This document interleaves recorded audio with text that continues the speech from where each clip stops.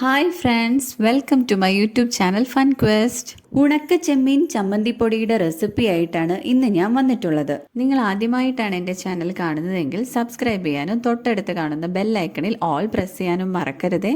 കൂടെ ലൈക്ക് ചെയ്യാനും ഷെയർ ചെയ്യാനും കമൻറ്റ് ചെയ്യാനും. അപ്പോൾ നമുക്ക് വീഡിയോ സ്റ്റാർട്ട് ചെയ്യാം. 2 കപ്പ് ഉണക്ക ചെമ്മീനാണ് ഞാനിവിടെ എടുത്തിട്ടുള്ളത്. തലഭാഗം എല്ലാം പോക്കി വൃത്തിയാക്കി വെച്ചിട്ടുണ്ടത്. ഇനി ഇത് നമുക്ക് വാഷ് ചെയ്ത ശേഷം ഒരു അരിപ്പയിലോട്ടിട്ട് അരിച്ച് വെള്ളം പോകാനായിട്ട് വെക്കാം. ഇതിലോട്ട് വേണ്ട മറ്റ് ഇൻഗ്രീഡിയൻസുകൾ എന്തൊക്കെയാണെന്ന് നോക്കാം. 3 കപ്പ് തേങ്ങ, 25 ചെറിയുള്ളി, 4 തണ്ട് കറിവേപ്പില, നാരങ്ങ വലുപ്പത്തിലുള്ള പുളി, 25 വറ്റൽമുളക്, ഒരു ചെറിയ കഷ്ണം ഇഞ്ചി, 3/4 ടീസ്പൂൺ ഉപ്പുപൊടി. ഒരു പാൻ അടുപ്പിലോട്ട് വെച്ച് കഴുകി വച്ചിരിക്കുന്ന ഉണക്ക ചെമ്മീൻ്റെ പകുതി നമുക്ക് പാനിലോട്ട് ഇട്ട് കൊടുക്കാം. നന്നായിട്ട് അതൊന്ന് റോസ്റ്റ് ചെയ്തെടുക്കാം. ഈ ഒരു പാനിലോട്ട് നമ്മൾ കഴുകി വെച്ചിരിക്കുന്ന ഉണക്കച്ചെമ്മീൻ മുഴുവനായിട്ട് ഇട്ട് കൊടുത്താൽ കുറച്ചധികം ഉള്ളതുകൊണ്ട് എല്ലാം നന്നായിട്ട് റോസ്റ്റ് ആവാതെ വരാൻ ചാൻസ് ഉണ്ട്. അപ്പോൾ അതുകൊണ്ടാണ് ഇത് 2 പോർഷനായിട്ട് വറുത്തെടുക്കുന്നത്. ലോ ടു മീഡിയം ഫ്ലെയിമിൽ വെച്ച ശേഷം നമുക്കിത് നന്നായിട്ട് റോസ്റ്റ് ചെയ്തെടുക്കാം. നന്നായിട്ട് ഇളക്കി കൊടുക്കാം. അതിൻ്റെ എല്ലാ ഭാഗവും ഒരുപോലെ വറുത്തെടുക്കാൻ വേണ്ടി നമുക്ക് നിർത്താതെ ഇളക്കി കൊടുത്തോണ്ടിരിക്കാം.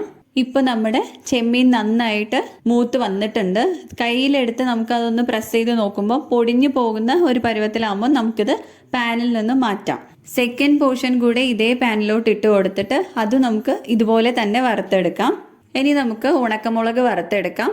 കുറച്ച് വലുപ്പമുള്ള ഒരു പാനിലാണ് ഞാനിപ്പോൾ ഇത് എടുത്തിട്ടുള്ളത്. തേങ്ങ കൂടെ വറുത്തെടുക്കാൻ പാകത്തിലുള്ള ഒരു പാനാണ് എടുത്തിട്ടുള്ളത്. ആദ്യം നമുക്ക് ഉണക്കമുളക് വറുത്ത് മറ്റൊരു പാത്രത്തിലോട്ട് മാറ്റി വെച്ച ശേഷം എടുത്തു വെച്ചിരിക്കുന്ന 3 കപ്പ് തേങ്ങ ഇതിലോട്ട് ആഡ് ചെയ്ത് കൊടുക്കാം. ഇതിൻ്റെ കൂടെ നമ്മൾ കട്ട് ചെയ്ത് വെച്ചിരിക്കുന്ന ചെറിയുള്ളി, ഇഞ്ചി, കറിവേപ്പില, പുളി ചെറിയ ചെറിയ കഷ്ണങ്ങളായി ഇട്ട് അതുകൂടെ ആഡ് ചെയ്ത് കൊടുക്കാം. ഇതും നമുക്ക് ഒരു മീഡിയം ഫ്ലെയിമിൽ വെച്ചാണ് മൂപ്പിച്ചെടുക്കേണ്ടത്. നന്നായിട്ട് ഇളക്കി കൊടുത്തുകൊണ്ടേ ഇരിക്കാം. ഇതിൽ നമ്മൾ ഓയിലൊന്നും ആഡ് ചെയ്യാതെയാണ് ഉണ്ടാക്കുന്നത്.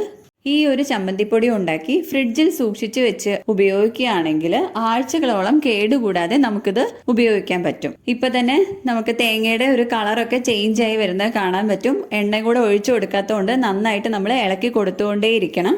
തേങ്ങ ഒരു ഗോൾഡൻ ബ്രൗൺ കളർ ആവുന്നത് വരെ നമുക്കിത് മൂപ്പിച്ചെടുത്താൽ മതി. ഒരുപാട് മൂത്ത് പോയിട്ടുണ്ടെങ്കിൽ നമുക്ക് ഈ ചമ്മന്തിയുടെ ഒരു ടേസ്റ്റ് തന്നെ മാറിപ്പോകും. ഇപ്പം നമ്മുടെ തേങ്ങ ഏകദേശം മൂത്ത് വന്നിട്ടുണ്ട്. ഇനി നമുക്ക് ഇതിലോട്ട് ഉപ്പുപൊടിയാണ് ആഡ് ചെയ്ത് കൊടുക്കേണ്ടത്. ഏകദേശം ഒരു 3/4 ടീസ്പൂൺ ഉപ്പുപൊടിയാണ് ഇതിലോട്ട് ആഡ് ചെയ്യുന്നത്. ഉപ്പുപൊടി നമ്മൾ ചമ്മന്തി പൊടിച്ചു കഴിഞ്ഞിട്ട് ഉപ്പ് വേണമെങ്കിൽ പിന്നെ നോക്കിയിട്ട് നമുക്ക് ആഡ് ചെയ്ത് കൊടുക്കാവുന്നതാണ്. ഇനി നമുക്ക് ഫ്ലെയിം ഓഫ് ചെയ്ത ശേഷം വറുത്ത് വെച്ചിരിക്കുന്ന ഉണക്കമുളകും ഉണക്ക ചെമ്മീൻ കൂടെ നമുക്ക് ഇതിലോട്ട് ആഡ് ചെയ്ത് കൊടുക്കാം. എല്ലാം ഒന്ന് മിക്സ് ചെയ്തെടുത്ത ശേഷം ഇതിന്റെ ചൂടാറാനായിട്ട് നമുക്ക് വെയിറ്റ് ചെയ്യാം. ഇനി നമുക്ക് നന്നായിട്ട് കഴുകി ഉണക്കിയ ഒരു മിക്സിയുടെ ജാറിലോട്ട് നമ്മൾ മിക്സ് ചെയ്ത് വെച്ചിരിക്കുന്ന ഈ ചെമ്മീന്റെ മിക്സ് ഇതിലോട്ട് ഇട്ട് കൊടുക്കാം. ഞാനിപ്പോൾ 2 പോർഷനായിട്ടാണ് ഇത് പൊടിച്ചെടുക്കുന്നത്. ഈ ചമ്മന്തിപ്പൊടി നമുക്ക് നല്ല ഫൈനായിട്ട് പൊടിച്ചെടുക്കേണ്ട ആവശ്യമില്ല. ചെറിയ തരി പോലെയുള്ള ഒരു പരുവത്തിലാണ് നമുക്കിത് പൊടിച്ചെടുക്കേണ്ടത്. പൊടിച്ചെടുത്ത ഈ ചമ്മന്തിപ്പൊടി നമുക്കൊരു പാത്രത്തിലോട്ട് തട്ടി വെച്ച് ബാക്കിയുള്ളതുകൂടെ മിക്സിയുടെ ജാറിലോട്ട് ഇട്ട് പൊടിച്ചെടുക്കാം. എല്ലാം പൊടിച്ചെടുത്ത ശേഷം നമുക്കിതെല്ലാം കൂടെ ഒന്ന് മിക്സ് ചെയ്തെടുത്തിട്ട് കഴുകി വൃത്തിയാക്കി വെച്ചിരിക്കുന്ന എയർ ടൈറ്റ് ആയിട്ടുള്ള ഒരു കണ്ടെയ്നറിലോട്ട് നമുക്ക് ഈ പൊടി ഇട്ട് കൊടുത്തിട്ട് ഫ്രിഡ്ജിൽ സൂക്ഷിച്ചു വെക്കാം. അങ്ങനെ നമ്മുടെ ഉണക്ക ചെമ്മീൻ ചമ്മന്തിപ്പൊടി റെഡി ആയിട്ടുണ്ട്.